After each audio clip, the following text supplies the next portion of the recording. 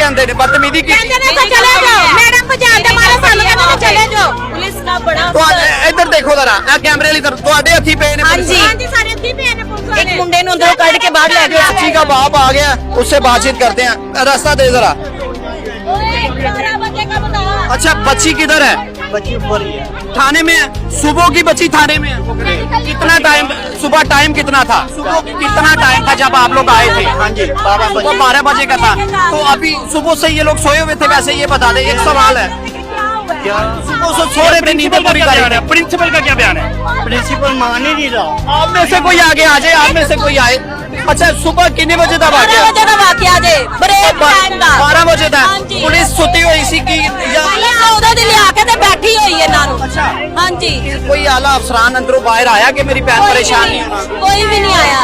कोई भी नहीं आया लिहाजा प्रिंसिपल भी आके अंदर बैठ गई गुमराह ਕਰਨ ਵਾਸਤੇ ਉਹਨਾਂ ਨੂੰ मतलब के प्रिंसिपल और स्कूल का ਸਾਰੇ अमला ਮਿਲੇ ਹੋਏ ਨੇ ਸਾਰੇ ਮਿਲੇ ਹੋਏ ਨੇ अच्छा स्कूल का अमला अंदर है ਹਾਂਜੀ अंदर है आराम से बैठे हैं क्या हालात में है आराम से बैठे हुए हैं ये आप लोगों को अंदर ही नहीं जाने दे दे रहे वो आधा आपका कि उनका ये नहीं सवाल किया हमारा खाना ये उनका